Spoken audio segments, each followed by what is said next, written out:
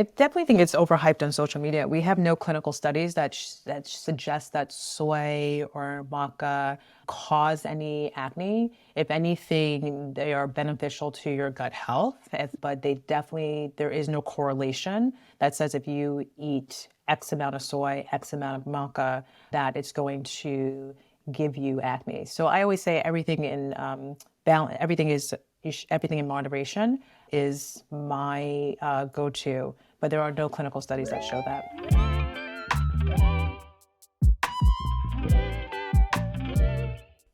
Welcome back to Skinfusiast, the podcast. Today's guest is an incredible mind in the dermatology world. We have Dr. Naana Baokye today, who's a board-certified dermatologist with over 15 years experience. She specializes in acne and melanated skin concerns, but what is of most interest to me is her coining the term lifestyle dermatology. So she really approaches all of her patients a little bit differently than we're used to seeing in dermatology. She asks them about what they're eating, how they're exercising, how they're sleeping, and we talk a little bit about all of that today, how we can really optimize our lifestyle for skin health, whether we're dealing with something like acne or another skin condition, or we're just wanting to really optimize our skin health and our overall wellness. Today's episode is a really good one. You guys are going to want to take notes. And without further ado, here's Dr. Naana Baokye. So I like to ask all my guests from the start, what is your first skincare memory? It's so interesting with my skincare memory. I remember going to the dermatologist, my mom. She had really bad acne in her 30s. And so that was my first foray to dermatology, watching the dermatologist interact with her, learning about acne at that time. Luckily, when I was a teenager, I didn't have a major acne issue, but I just loved the way the dermatologist handled my mom's care, was very thoughtful about her medications and so forth. So that was my first real skincare memory. Isn't it amazing how those early interactions really shape the way that we go on through our career? And I know that you talk a lot about your interest in lifestyle dermatology and just being, like you said, really intentional with the plan that you give your patients. So I'd love to hear a little bit about what is lifestyle dermatology for the audience who may not know. Yeah, it's interesting. Lifestyle dermatology is a term that I coined because lifestyle really impacts your skin health.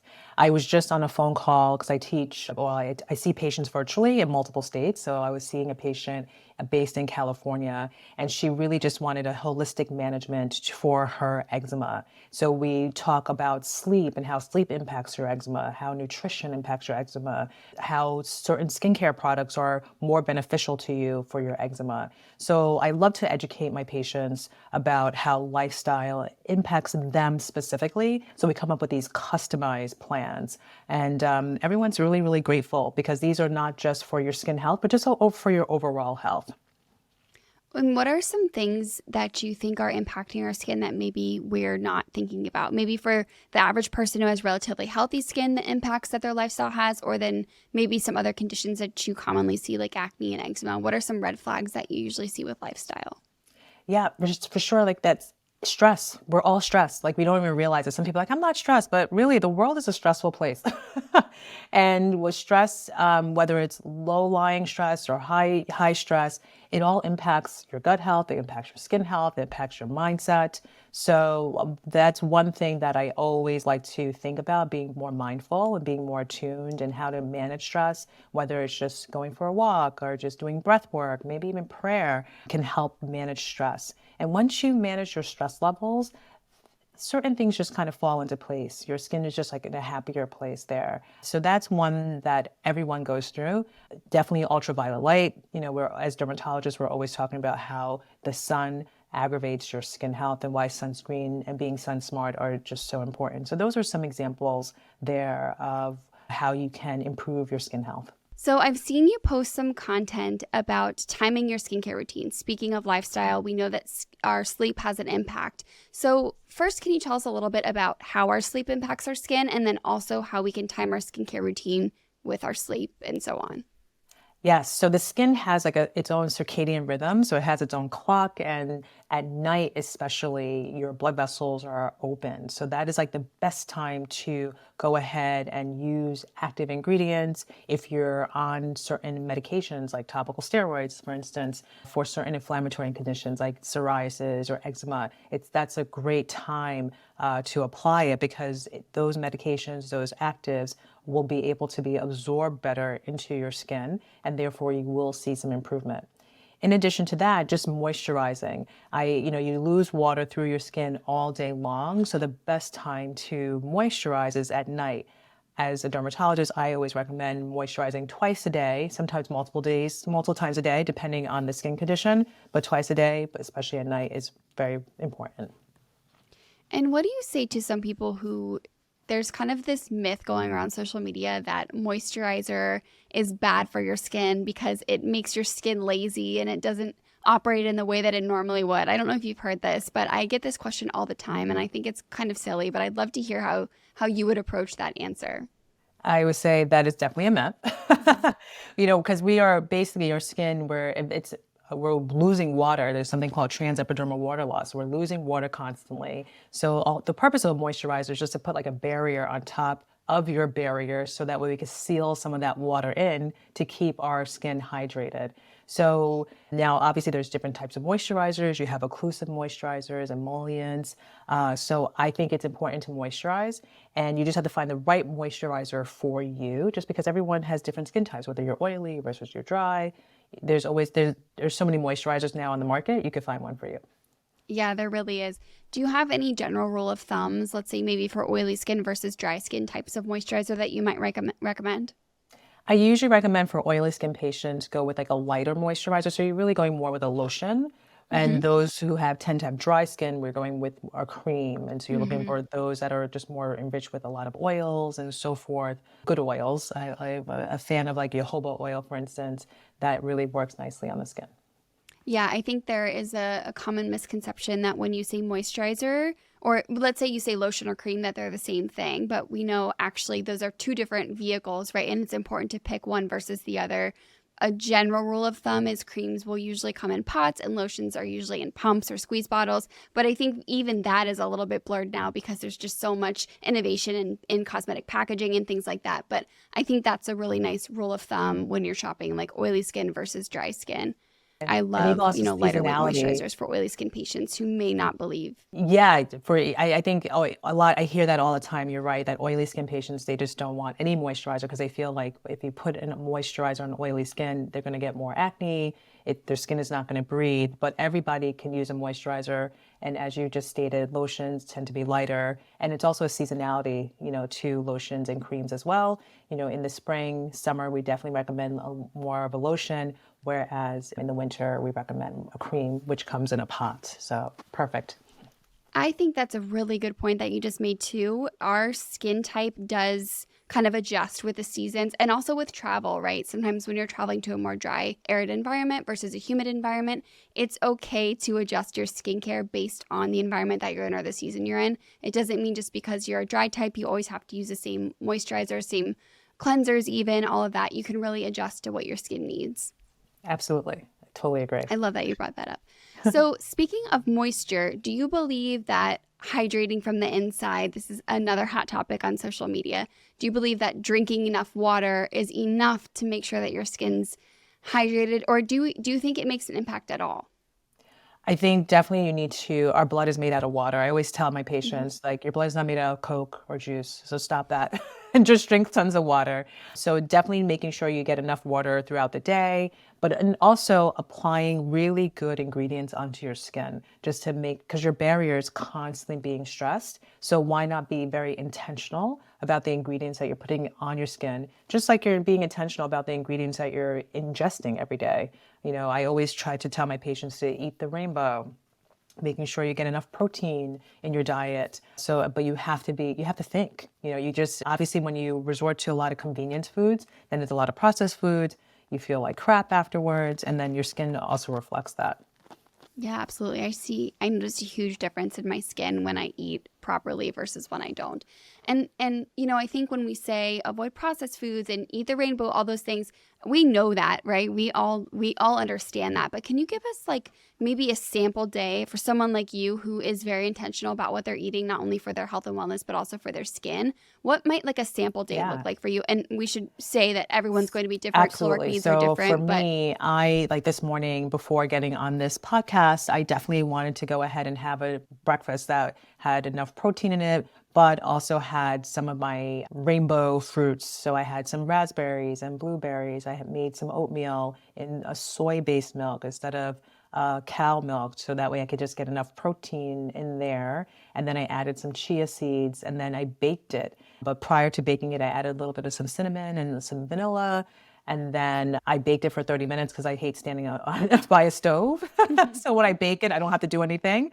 And then voila, I just have like this great breakfast that has protein and it's colorful because I added my blueberries and my raspberries. I also have hydration and gut health from the chia seeds. The soy milk is great for me because I get those phytoestrogens. And then the cinnamon helps with like gut health. So, just being intentional about every ingredient that just helps you overall and keeps you satiated is great. and then what does a sample lunch or dinner look like for you? Great. So what's waiting for me right now would be some cauliflower. So having some cruciferous vegetables with a little bit of some spinach and salmon. And then dinner is relatively the same thing. Do I have cheat days? Yes. Yesterday I was in the ER till 9 p.m. with my son. So I had Oh three slices no. of pizza when I got home. So, like it's just, but I try to balance it. I think that's what you have to remember. Like I always say Monday through Friday, I try to be as clean as possible. On the weekends, I cheat. Sometimes I cheat during the week as well. But, listen, we're human. Just try your best. Yeah, absolutely. I think sometimes I forget to give that disclaimer because we're always talking from an educational viewpoint of like what's ideal in an ideal world, but all of us, as you said, quote unquote, cheat.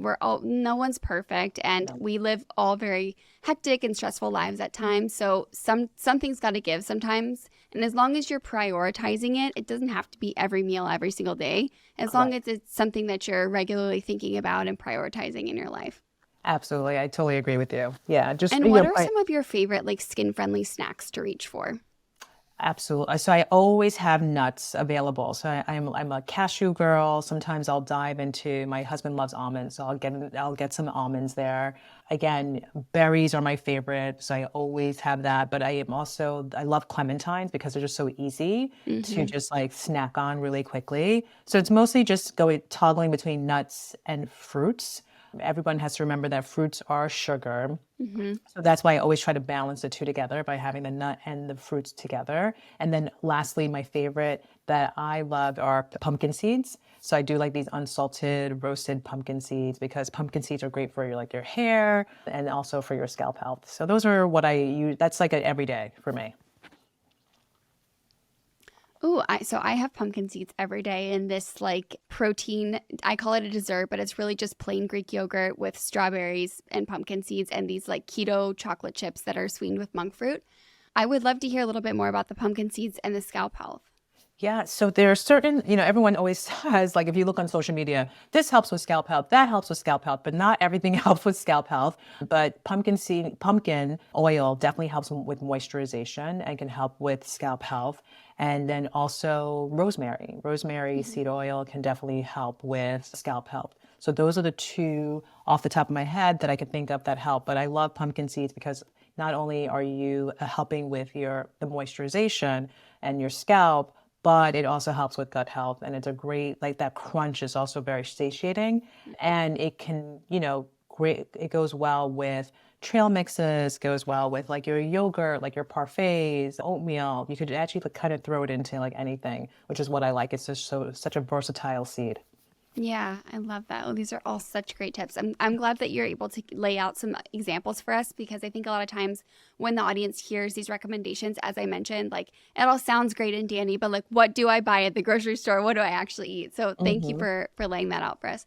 And I want to touch a little bit too on the best way to approach exercise for our skin because there's a lot of debate on cardio versus weights versus just regular resistance training like a Pilates. And there was a study that came out recently that did mention weight training is helpful for our skin health, especially for anti-aging purposes. So I would love to hear how you approach that for yourself and for your patients.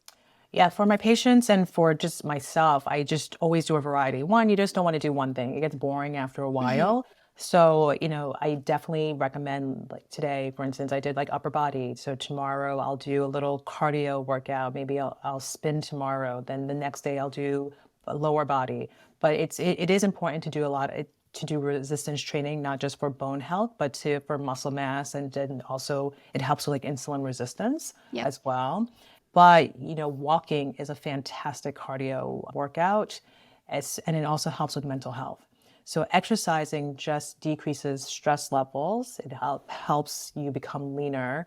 And I think it's just a great way it's just very therapeutic. So that's why I love doing it. And if you can create a space in your home, it's also free. You don't have Yeah. to go to a gym, but it's nice going to a gym because you connect with others when you're at the gym. But I just recommend if everyone could take at least 3 to 4 times a week, just 30 minutes, even if it's 20 minutes, I'll take that. It just helps you with your overall health. This episode is brought to you by, well, me. Skinthusiast.com is your one-stop shop for all things skin, hair, and beauty. I have countless blog posts to educate you on all the skin concerns and most common skin questions I receive. We also have a complete skincare basics guide on our shop page, as well as the cutest In My Skin era crew necks. If you want to support the show, please head over to skinthusiast.com/shop, and don't forget to rate and review the show wherever you listen to podcasts. Yeah, and I love that we're talking about this in the context of skin too, because I think sometimes different things are motivating for different people, right? So for some of us, our general health is the most motivating, but for some of us, which is fine, our skin health and our hair health is the most motivating thing. So whatever motivates you to get it done, it's going to help so many areas of your life, and it's so so so important, especially your mental well-being. I think that's really really key. Absolutely, absolutely. And I also think what's key is that, if you think of our parents' generation, exercise wasn't at the forefront. And now, and in our generation, we're constantly hearing that. And we don't want to be that older individual, that mature individual who's just kind of stuck and just, can't move. So if you get into this practice now of constantly moving, it just helps you when you do mature, just to have that whole hip mobility, that movement. You'll just be conditioned for that. Yeah, I had this conversation actually over the holidays with my uncle who's very big into fitness and wellness. And we were talking about, as we get older, events are going to happen, whether they be mentally taxing for us or physically taxing for us. And the better shape you're in, both mentally and physically, before that happens, the better prepared you are to come out on the other side of those things.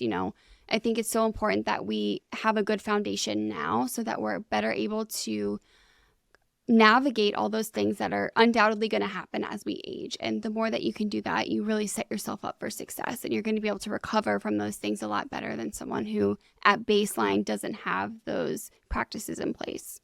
I completely agree. And, that even goes for like procedures, right? When you do procedures, we always say if you were to do it when you're a little bit younger because you're going to heal a lot faster. But even if you decide to get that facelift at the age of 70, as long as you've been active all your life, you're eating well, guess what? You're going to heal better than the person who's at the same age, who has been sitting idle, who's been an alcoholic, and who's been eating a lot of processed foods. So Yeah, and I'm sure you see that too in your patients who come in for other, less invasive procedures. I see it all the time.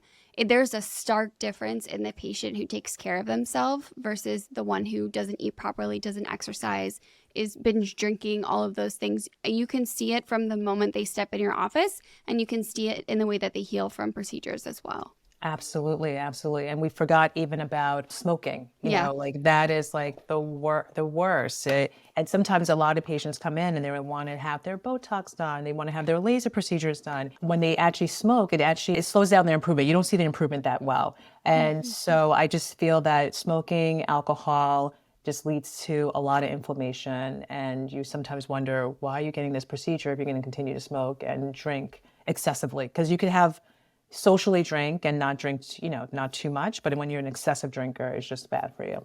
Yeah, it reminds me, I liken it to when we're talking about anti-aging skincare and retinoids and all that. Vitamin C, why are you even spending your money on it if you're not wearing your sunscreen? It's the same idea, right? Yeah. Why are you wasting your money on these procedures if you're not taking care of your health from the inside out with these major issues that we know really contribute to skin aging? For sure. Totally Yeah, agree. I love that.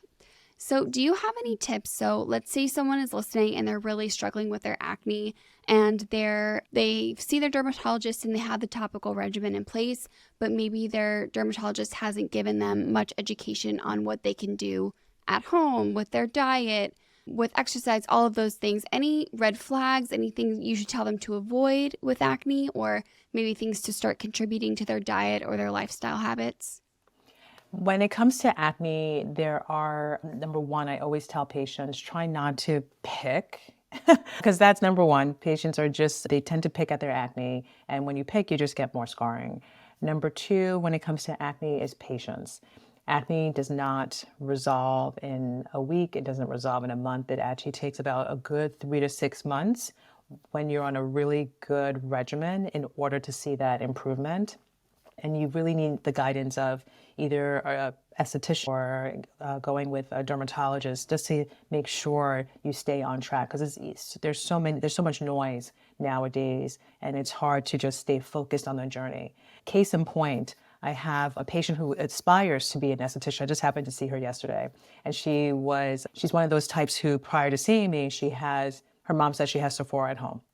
And I told her, you really only need 3 products. You just need a cleanser, a moisturizer, and sunscreen. And she just kind of looked at me initially at our baseline visit and kind of rolled her eyes. 2 months in, I was like, wow, your skin looks great. She's like, Dr. B, I used to have 100 products. I only have 3 now that I use. And I'm even telling my friends you only need 3 products. And they're looking at me like, you're crazy. So it just shows that when you have that education and you're patient, you will get to that finish line, but it just takes time. And the last thing I want to leave everybody with is, after you get to that finish line, you have to maintain what you've achieved. There's so many individuals who are like, oh, my skin's clear, I don't need to do anything now. And then they go close back to their baseline and they get very discouraged. So after you get to your finish line, you may not have to use your medication every single day, but as long as you use it 2 to 3 times a week to maintain what you've achieved, you're in good shape. And the analogy I make is like, when you go to the gym and you get your 6-pack, you don't stop going to the gym. You now just maybe go twice a week just to maintain it, or maybe you go 3 times a week, but you never want to stop going to the gym, because then you're just going to become loose again. Yeah, I love that. I love that example. And for your acne patients that come in the door, what questions are you asking them as far as like diet, supplements, any red flags, any maybe supplements you recommend, or maybe supplements you don't want them taking? What's the larger picture look like for that consult? Absolutely. So when we bring in the lifestyle aspect into it, we always ask about, hey, are you taking whey? Because we know that whey protein can aggravate acne. We talk about, what are you having for breakfast, lunch, and dinner? We just go through that, and then we kind of streamline their menus a little bit more and try to incorporate more of the rainbow foods into their diet. We talk about supplements. Now, supplements, there's not a whole lot of studies that have shown that zinc and probiotics and DIM help with acne, but you can incorporate a supplement into the routine, but don't rely on the supplement to fix your acne. Oh, there's a lot of rhetoric online about things like soy, eggs, potentially maca hurting acne or contributing to acne. Do you have any experience with any of that? Is that something that you look for in your patients, or is that something that's overhyped on social media? I definitely think it's overhyped on social media. We have no clinical studies that suggest that soy or maca cause any acne. If anything, they are beneficial to your gut health, but there is no correlation that says if you eat X amount of soy, X amount of maca, that it's going to give you acne. So I always say everything in balance, everything in moderation is my go-to, but there are no clinical studies that show that. Okay, thank you. Okay, so any other that you can think of, any other common acne myths while we're on the topic that you think people need to be aware of, especially in the social media world? Common acne myths. It's so funny. I hear so much all the time, and I'm just like, of course, drawing a blank, but Yes, me too. Sometimes, when you put ice on your skin, your acne is going to go away. So ice helps with inflammation, but it's not going to make your acne go away for good. I think when it comes to acne, it's a marathon. It's hard, it's annoying, and it psychologically it just frustrates a lot of people. And they always feel that if I do like one procedure, like one laser procedure or one chemical peel, it's going to get rid of my acne. Nothing once gets rid of acne. Remember, acne is a chronic condition, so it's something that you have to. If you're going to do a procedure, you have to constantly do that procedure over time in order to see that improvement. Speaking of that, are there any devices you employ in your office for your acne patients, or are you mostly focused on the regimen and lifestyle changes? We do definitely, in addition to talking about the lifestyle changes, we definitely focus on like blue light and red light therapy to help with acne. That's definitely helpful. I love doing salicylic acid peels because that helps with oil control. And then we do have some lasers in the practice that can help with inflammatory lesions. So it just depends on how the individual presents, and then we customize it for that person. Yeah, that's a really great point that you just brought up too. There are many different types of acne, so that evaluation is really important. We know that there are general factors that are present in all acne lesions, but there's a great degree of personalization when it comes to an acne regimen and recommendations. So that's a really great point. And also a reason it's not so easy to treat your own acne from home based on what you see on social media, because there's so much variation. And so it's really good to get in front of the eyes of an expert who can help you. Absolutely. Okay, I want to switch gears a little bit because you have a very interesting background working with celebrity skincare lines. And I would love to hear a little bit about your experience working on these lines. I think it's really refreshing that it almost seems to be the mainstay now that celebrities are employing dermatologists when they're creating a line, because now we know we're actually getting, some good products, where I think before it was just there was a lot of fluff in the industry. So I'd love to hear your experience, what lines you've worked on, how you approach these, anything you can tell us about it. Sure. So I am the dermatology director for A-Frame Brands, and this is a company that provides solutions for melanin-rich skin tones. So I've had the opportunity to work with Naomi Osaka, John Legend, and Gabrielle and Dwayne Wade. And we've made sunscreen for Naomi Osaka because as she was playing tennis growing up, she didn't realize the importance of wearing sunscreen. So we've created a line that was not only a moisturization line for sunscreen that was based with sunscreen. Because sometimes with sunscreens, they forget about they only think about the filters, and it's not very moisturizing. And those with melanin-rich skin tones, we tend to be on the drier side. So we made sure that we were addressing the two in one. When it comes to the Wades, when they had their daughter Kavya, she had a skin rash when she was a baby, and they were looking for products for her over the counter, and they couldn't find anything for melanin-rich skin tone. So they then went ahead and created Proudly. And so this is a baby line with no sketchy stuff for melanin-rich skin tones.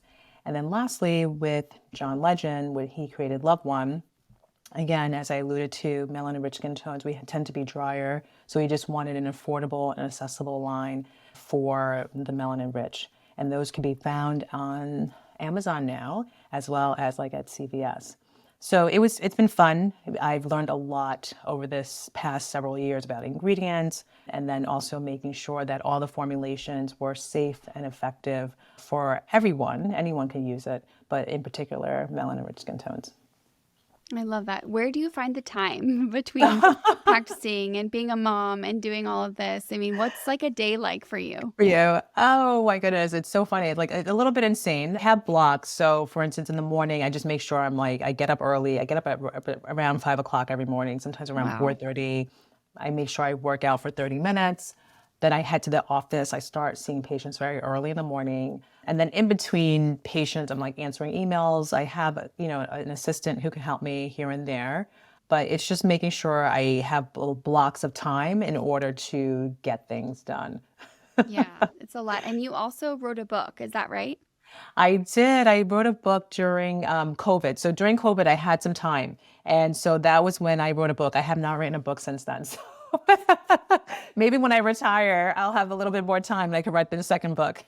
Yeah. Can you tell us a little bit about, it's called Inside Out Beauty, Your Prescription for Healthy, Radiant, Acne-Controlled Skin. Can you tell us a little bit about the book? Yeah, so this is a short guide. You could read this like in about 2 or 3 hours because every chapter has a little prescription about how to stay healthy. And these are some mantras that I say to myself, and it gives you insight to a little bit about me, but also helps you throughout the day, like what foods to eat, helping you with your mindset. If you have acne, what products you should consider using, hyperpigmentation. So I just wanted something to help my patients out, and I had fun doing the pandemic, and I just thought, hey, why not write a book? Yeah, why not? You have time on your hands. Why not write a book? I love Write it. a book. I can tell you're just like a go-getter personality for Oh, sure. I love it. thank you. Okay, so what's next? What's next for you? What's next for your practice? Anything exciting coming down the pipeline? Yes, so I am, after working on all these skincare lines. It's interesting that when I started working on skincare lines, I actually worked with one with my sisters. I have two sisters, Abina and Akua, and we started a skincare line back in 2016 called Karité, where we take shea butter from Ghana, which is where we're from, and we mix it with other botanicals. So we have a hand cream, a body cream, as well as a lip balm. Then during the pandemic, I started working with the celebrities, and now I am working on my own skincare line. So I'm hoping to launch that in May or June, this in a couple of months actually. And so Yeah. that's been taking up a lot of my time, but it's been fun just doing like clinical trials and just going through that process on my own has been a journey, a crazy journey, but a lot of fun. Yeah, I'm sure. Oh, I can't wait to hear about it. Can you tell us anything about the brand, what you might offer? Or too early to tell? Too early to tell, but it's all delicious. It's all customized. So there's no private label here. I really went back to the science here and took ingredients that really help your skin because I'm really all about skin health and barrier health. So I'm just excited for everyone to try it and give me their feedback. Oh, we can't wait to hear more about it. So, a couple questions before we wrap up. Of course. What is your holy grail skincare product? Holy grail skincare product. Yeah, so Holy Grail, I would say tretinoin. I don't use it often just because it does cause a lot of irritation for me, but at least once a week or every 2 weeks, I throw my tretinoin on just to get that exfoliation. And then obviously sunscreen all the time, but tretinoin for sure. Yeah, that's a great one. Tried and true, extremely efficacious. I love that. And what is your most underrated skin tip? Okay, next question is what is your most underrated skin tip? I think the most underrated skin tip would be to, let me have a think on that one. Okay, an underrated skin tip would definitely be to apply. I have so many. I'm like, Give us a couple. I give you a couple? Okay, great. Yeah. Underrated skin tip would be number one, definitely go ahead and apply a moisturizer on your lips before bedtime. I feel like a lot of people don't do that, especially when you're breathing at night. And if you leave your mouth open and your lips get really dry and the air is always dry. So definitely moisturizing at night, your lips are super duper important. Just moisturizing your entire body. I always say try to be shiny before going to bed I love and that. just put a blanket over your bed sheets. And also just moisturizing your hair. So, being African American, sometimes we forget about we moisturize our skin, but we forget about our hair. Like, you should moisturize your hair and also moisturize your scalp, not with oils for your scalp, but some water-based products. So just moisturize from top to bottom. Don't forget anything. Are there any product recs you could give us that you love? It's so interesting. I try to keep things simple. So lately I've been dabbling with glycerin. So glycerin is an excellent humectant. It's used in a lot of products. And so for my scalp, I just use glycerin. I just put several drops in my hand. I add a little bit of water because glycerin tends to be very sticky. And then I just apply that to my scalp to give it a little bit of some hydration there. Oh, that's a great tip. Okay, and very last question. If you could tell your younger self one thing, what would it be? I would tell myself that, God has a journey for you. You just have to listen and just follow through. Everybody's journey is completely different. So try not to compare yourself to others. Stay on path and just trust the process. I It's love that. scary, but if you believe in him, you're going to be fine. Yeah, and sometimes when you surrender, that's when the real magic happens, right? You let Correct. everything happen for you, you know. Absolutely. I love that. Absolutely. Well, thank you so much for joining me today on the podcast. We'll link all your information below, especially since you see patients in multiple states virtually. I Mhm. think that's really helpful because that's a question we get often. Oh, So I'll nice. make sure to leave all of your information below. And thank you so much for joining us. Oh, thank you so much for having me. This was fantastic. A lot of fun. I can't wait to do it again. Yes. I hope you guys enjoyed today's episode. I know that I learned a thing or two about lifestyle dermatology and some practices that I can implement into my own life. These topics are really of special interest to me because I believe that we can really change the appearance of our skin, not only with a good skincare routine, but also everything else that we're doing in our life. The way we work out, the way we eat, whether or not we're indulging in vices like smoking and alcohol. All of that is really important to look at if you're trying to improve the health and the appearance of your skin, but also just your overall well-being and how you're feeling. So I hope that you gained a lot from today's episode. If you liked it, please rate and review the podcast. It really helps me out and allows us to get to the ears of other skin enthusiasts who will love this information. So thank you so much for joining us, and I'll see you next week, skin enthusiasts.